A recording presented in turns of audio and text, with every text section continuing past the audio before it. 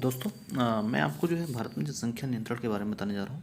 क्योंकि जो भारत की जनसंख्या इस समय बहुत तेज़ी से ग्रो कर रही है, तो उसके लिए क्या क्या नियंत्रण है, उसके लिए सरकार क्या क्या स्कीम्स ला रही है, और अभी लोकसभा में एक विधेयक पास हुआ।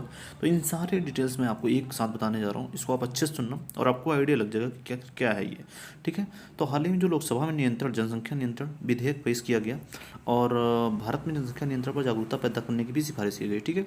तो वर्तमान में परिस्थितियों को देखते हुए यह अंदाजा लगाया जा सकता है कि भारत 2025 तक या शायद इससे पहले सबसे आबादी वाला देश मतलब चीन को पछाड़कर प्रथम स्थान पर हो जाएगा। ठीक है दोस्तों। तो संयुक्त राष्ट्र की एक रिपोर्ट में कहा गया है कि भारत अगले साल दुनिया की सबसे अधिक आबादी वाला देश चीन को पीछे छोड़ देगा।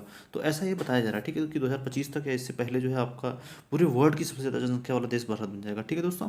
तो जनसंख्या विनिमय विधेयक 2019 क्या है। तो देखो, राकेश सिन्हा ने वर्ष 2019 में जनसंख्या विनियमन विधेयक 2019 पेश किया था। ठीक है। यह प्राइवेट मेंबर बिल था। यह विधेयक प्रस्तावित करता है कि सरकारी कर्मचारियों को 2 से अधिक बच्चा पैदा नहीं करना चाहिए, और वैसे गरीब लोग जिनके 2 से अधिक बच्चे हैं उन्हें सरकार की जन कल्याणकारी योजनाओं से वंचित कर देने का सुझाव देता है। ठीक है। तो ये जनसंख्या बिल जो 2019 में पास हुआ था, ये किसने पेश किया था? आपके राकेश सिन्हा ने। ठीक है। तो ये सारा आपको आइडिया लग जाएगा। तो भारत और विश्व में जनसंख्या वृद्धि की स्थिति क्या है।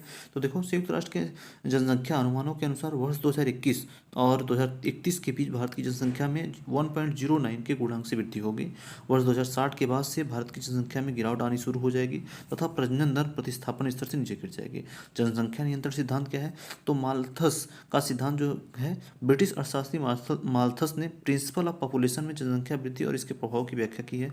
माल्थस के अनुसार जनसंख्या दुगनी रफ्तार 1, 2, 4, 8, 16 और 32 से बढ़ती है, जबकि संसाधनों में सामान्य गति 1, 2, 3, 4, 5 से ही वृद्धि होती है। ठीक है। परिणामतः आपके प्रत्येक 25 वर्ष बाद जनसंख्या दुगनी हो जाती है। तो भारत में जनसंख्या नियंत्रण से जुड़े मुद्दे क्या क्या है। तो उच्च जनसंख्या हमेशा आर्थिक स्थिति मतलब जो आर्थिक स्थिति का कारण नहीं होती। यह आवश्यक नहीं कि उच्च जनसंख्या अर्थव्यवस्था के लिए बुरी चीज़ है।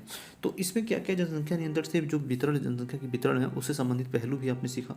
तो देखो, इसमें क्या है कि उसके परिणाम क्या होंगे। जनसंख्या नियंत्रण उपायों के परिणाम निम्नलिखित होंगे। अर्थव्यवस्था है तो काम करने के लिए पर्याप्त लोग नहीं होंगे। एक बड़ी गैर उत्पादक उम्र की बढ़ने वाली आबादी का समर्थन करने के लिए और पेंशन प्रदान करने के लिए सरकार के पास पर्याप्त संसाधन नहीं होंगे। इससे गैर औद्योगिकरण को बढ़ावा मिलेगा। ठीक है दोस्तों। जनसंख्या वितरण से संबंधित पहलू क्या है। वर्ष 1937 में नान मेनार्ड कीज ने गिरती जनसंख्या दर के कुछ आर्थिक परिणामों पर एक बयान दिया है। तो उनकी जो प्रमुख चिंता थी पर कैसे निवेश किया जाए, मतलब उनकी प्रमुख जो चिंता उन स्थानों पर निवेश की निम्न मांग से संबंधित थी जहां कंपनियों को उपभोक्ताओं की गिरती आबादी के कारण मांग में कमी का सामना करना पड़ता है। ठीक है। तो आप ये मोटी मोटा आइडिया इसको देख लो कि जनसंख्या वितरण संबंधी जो पहलू हैं, कैसे बढ़ रहा है जनसंख्या, किस हिसाब से संयुक्त राष्ट्र संघ की क्या रिपोर्ट है, उसमें क्या क्या बताया गया है। ठीक है। तो इन सब परिणामों से आपको एक आइडिया लग जाएगा कि आखिर जनसंख्या नियंत्रण के लिए सरकार कानून क्या अपना रही है, उस जैसे उस पर गरीबों को क्या प्रभाव पड़ेगा। तो कुल प्रजनन दर जो है TFR आपका, गरीबों में अधिक और आय बढ़ने पर उनमें कमी आती है। पितृ सत्ता द्वारा संचालित सामाजिक व्यवस्था के लड़के को वरीयता देना उच्च प्रजनन दर का एक महत्वपूर्ण कार्य है। ठीक है दोस्तों। जनसंख्या नियंत्रण संबंधित अन्य तथ्य क्या है। जनसांख्यिकी लाभांश पर ध्यान देना जरूरी है। भारत को बढ़ती जनसंख्या के बारे में चिंता करने के बजाय अपने जनसांख्यिकी लाभांश के दोहन पर ध्यान देना आवश्यक है। भारत इतिहास में ऐसे अनूठे क्षण में प्रवेश करने की ओर अग्रसर है जहां वह अपने आर्थिक लक्ष्यों को प्राप्त करने के लिए अपने जनसांख्यिकी लाभांश का फायदा उठा सकता है। ठीक है।